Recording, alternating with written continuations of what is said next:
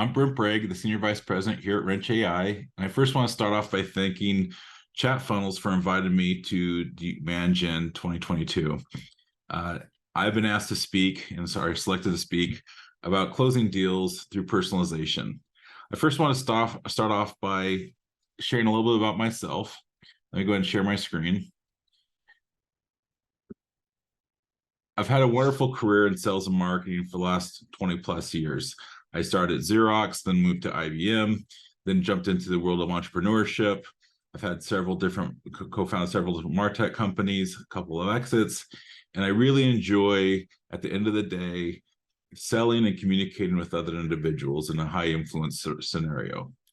I am a father of 3, husband of 1, proud owner of a dog. I mentor people, and I also am an advocate to many people, but I'd like to consider myself a friend to all. In sales and marketing and many different aspects of society, I think there's a race. And there's a race between humans and AI, technology, robots. However you want to phrase that, there's ultimately a race. And in this race, there's pros and cons to both. Humans do things much more efficiently, and robots and technology and AI does other things much more efficiently. And so at some level, there's a race, because as technology improves, there's fewer and fewer things humans do more efficient than the robot. And to be aware of this, I think, is important, because the trick is not to eliminate technology, but to leverage technology. But let's review just real quickly some of the high-level differences from a sales scenario between humans and robots. Humans are not the best for remedial tasks. If I have to do a lot of repetitive things, I will find technology and or a robot to do that, whether that's send a million emails or whether that's to make a million calls. A dialer, a email platform is going to be much more efficient than me dialing for dollars with my fingers or pushing send a million times. I like to take time off. I don't sleep in my office. I work 8 to 12, 15, 18 hours a day, depending on the day. My computer could work 24 hours a day. Never take time off, never take a holiday, never take a vacation, in theory, until you have that technology glitch. But the idea is the same. Robots often lack personalization. People are offended when you have a robot pretend as a human without that personalization touch. On the opposite side, a human being human has the amazing ability to maximize their influence and even be perceived as expertise in different subject matters, whether that's a doctor, whether that's a sales professional. A human has a better appreciation for expertise. While people recognize Dr. Google, you still will go to a human for the expert. I find humans are still superior at closing technical, complicated, complex deals. On the other hand, technology, websites, etc., Amazon, they're very efficient at closing self-serve commodity purchases. So, as I mentioned, the best closers leverage technology. And in the context of, in today's world, personalization and being personal, remaining personal, is the biggest difference between you and a robot. And you want to leverage that being human and not yield that. If everything I'm doing is at the robot level, then I am ripe to be replaced by a robot. The way I stay above being replaced is embracing my humanness and executing at a higher level. Personalization is more than just sending a broadcast email with someone's first name and potentially their title or some other tidbit you pulled off of some list strategically placed in an email. Once upon a time, that worked great for opens and clicks. as there's more and more of these solutions spitting out more and more emails every day, the novelty of any of that has nearly diminished or actually just dissipated. And so again, we're going back to, I need to make a human connection so I could sell my product. And that should be the #1 goal for every salesperson, is I need to make a human connection first. How do I make a human connection with the perfect stranger? Someone who purposely doesn't give me a lot of opportunity and is blocking me, if you will, from wanting to acknowledge the value I bring to them, as to keep a balance or keep an uneven balance in the relationship, because I don't want a salesperson to have any power in their particular role. So what I do is I leverage technology for my benefit. I have the technology do all the remedial tasks like research and deep analytics and taking thousands of data points and coming out with something intelligent that, quite frankly, isn't my skill set. My skill set isn't the analysis of 4 million spreadsheets. My skill set is communicating and taking the output of that analysis and executing that on those findings to provide a solution for my customer. So ultimately what Wrench.AI does, and what I love about Wrench.AI, is we provide the who, the what, and the how to every customer in someone's customer database. Who is your ideal audience? Well, I could tell you the demographics. When I talk to customers all the time, I go, who is your target audience?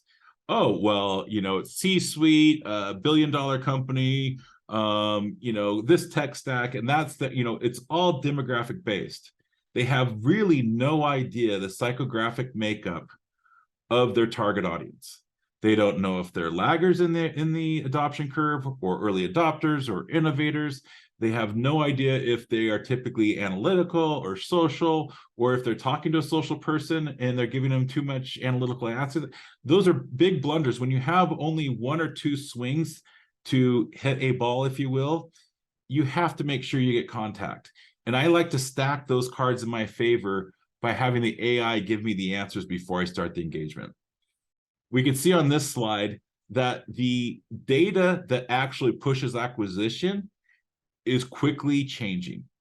If you look historically, what used to be important, I just talked about, hey, I really know my demographics. Well, just glancing at this page, you see that demographics are only just over 6% of the influence of the purchase.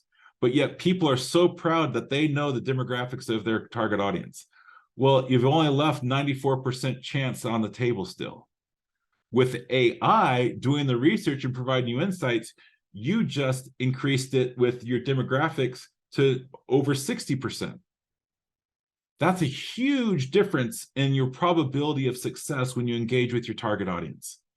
And so that's where the power of AI, the power of technology, can boost your humanness to connect with other people to purchase your products and services.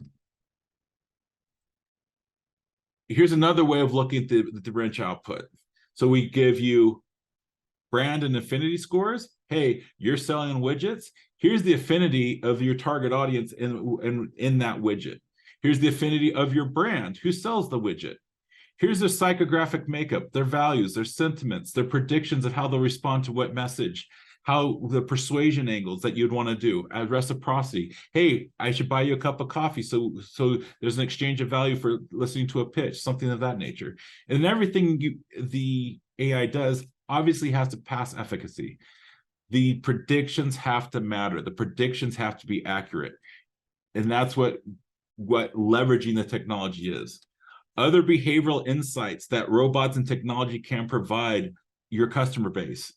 Personas, your ideal persona, churn rate, LTV, brand scores, lead scores, channel recommendations. Do I call them? Do I email them? Do I text them? We could have AI predict all of those things. So your time is being maximized not by chasing answers that are difficult for the human to comprehend or come to develop, but to actually execute on those findings and insights. In addition to the behavioral, this is a sample of the personality profiles that we provide our clients. It's usually between 1 and 2 pages.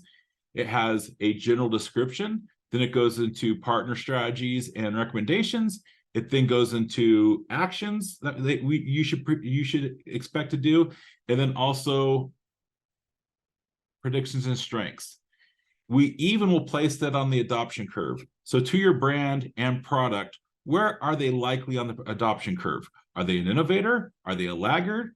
Are they a late adopter? Late adopters are usually more sensitive to coupons and discounts. Innovators and early adopters, they just want it because it solves their immediate problem. A laggard, you're going to have to twist their arm. They're the last to buy because there's a perceived they have to. The laggards buy the smartphone when they no longer can find the flip phone. It's not a choice. It's a forced issue. As you could well imagine, when I have this wealth of information about all my contacts, it boosts engagement. I am meeting my contacts and my prospects and my clients where they are at today in the manner they want to be approached. So the communication efficiency is maximized. The way I communicate the values of my products are maximized for their comprehension. Because I'm having maximum efficiency with my communication, my results naturally follow. Taking a step back, now that I'm engaged with my client, what do I say?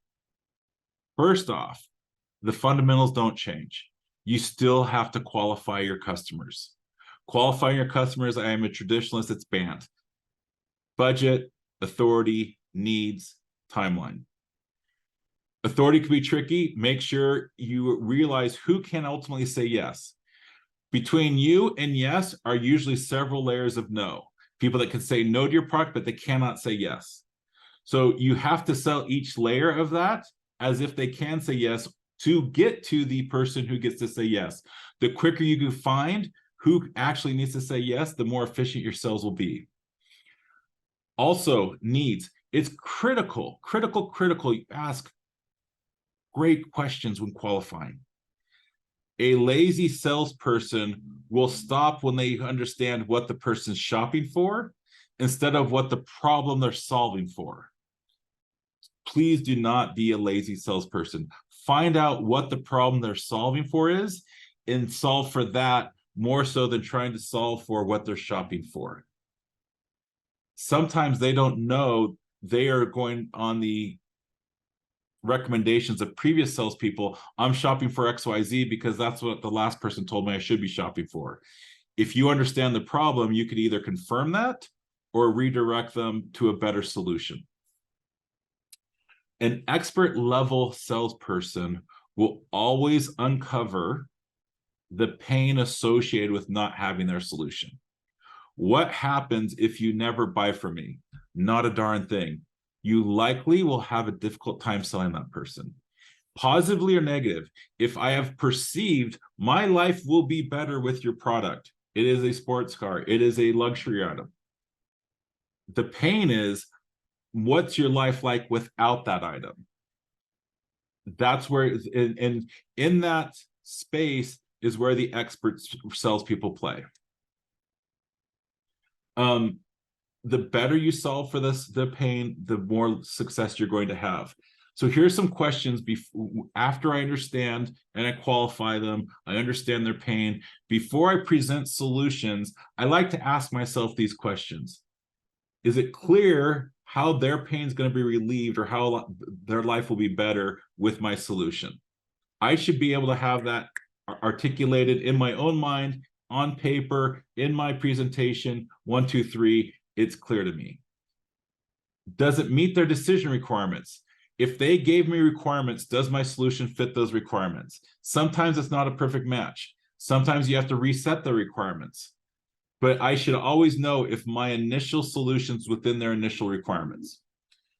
Do your value statements support your pricing? You can have a lot of success selling, being the highest cost. It is not a disadvantage when you know how to do it. But you have to have the value to support it. Being the highest cost without the value to support it is not an easy position to be in, and rarely equals success. One of the hidden things about a lot of the SaaS solutions and technical solutions is, what's the pain point of implementation? Hey, you told me how much you're going to solve all my pain. Is the implementation process to get there painful? I found that paying attention to the implementation process actually helps the sales process, because they know that you're thinking of all the aspects, and again, you're relieving the pain because they're thinking about it whether you are or not. In addition to that, is my story even believable? If I'm making all these great claims, oh, we could do this, oh, we could do that, oh, this is nearly free, oh, this is that, oh, this is great, this is great. Wow, how come I haven't heard of this before? If it's so great, why, it has to make sense. Sometimes based on education levels, based on awareness of certain products and industries, they don't know what makes sense or doesn't make sense. And so they'll just go ahead and nod. And so it's a good practice to always support your claims with resources, case studies. So even if they're thinking, they may not verbalize it, but you're immediately showing them social proof that this is common for you, that you've solved this problem many, many times. Your maximum influence is always in person. In person in 2022 is different than in person in 1988. In person in 88, it means you jumped on a plane. Now we have video conferencing that's common. We have Zoom, we have Google Meets. We have in person. Planes and cars still work too. So whenever possible, if minimally, get on the phone. Hopefully have video. Why is video so important? Why is in person so important? Because A, it shows a level of commitment to them. B, you're able to see the non-verbal communication, which is critical in sales. I need to know what you're hemming and hawing at. I need to know what you like. I need to know when I say something, if it created a response. And that cannot be replicated through text. That's difficult to replicate through email. It's more common through voice fluctuations on phone, but certainly the in-person is the most ideal. Excuse me.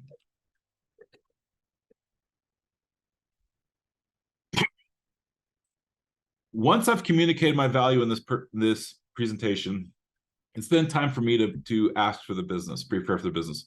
Before I prepare to ask, or in preparation for asking for the business, I'm going to qualify them again. I'm going to confirm that my solution meets their requirements, alleviates their pain, remains in their budget, and the current timelines aligned. Once I've done that, I'm then going to ask for the business. It's always wise to follow up asking with if-then statements, because usually by asking for the business, it's your first invitation to hear no. And that's when the selling begins. Are you prepared to sign today? Well, Brent, let me tell you, so-and-so is out and I don't know, and we're going to listen to this other vendor today. And that's when I could go, if I've set your requirements and this is the best, do you believe my solution is the best? Well, it's very strong. I could then go if-then statements. If this, then we'll do this. If I could give you free implementation, will you sign today? If I do this, if I could guarantee that this will happen, will you do this? If I give you a contractual out, if you sign today to meet this other requirement, will you do this today? The if then gives you a commitment of purchase. And that's what you're looking for, is continue down the path of commitment. In many ways, closing is the manifestation of personalization throughout the whole sales process. If I know how to talk to them in the beginning, maintain that high level of communication throughout the sales cycle, and even in the end, I am personal because I know their requirements, I know their needs, I know the personality, I know how to structure the deal, I know how to present the deal, all based on that individual or group of individuals, attentive to their individual styles. I've now stacked the deck in my favor across the board. This is basically the end of my presentation. Hopefully you're reminded of several things you probably already know, but maybe there's some new concepts there that you might want to try. Feel free to reach out to me. I'm happy to connect and coach you appropriately. And then also, I'm willing to give you a free personality profile. Send me your email, your name, and your LinkedIn profile. I'll send you back one of our AI generated personality profiles. It's very fun to see what the AI knows about you based on your profile. And thank you for listening. Take care.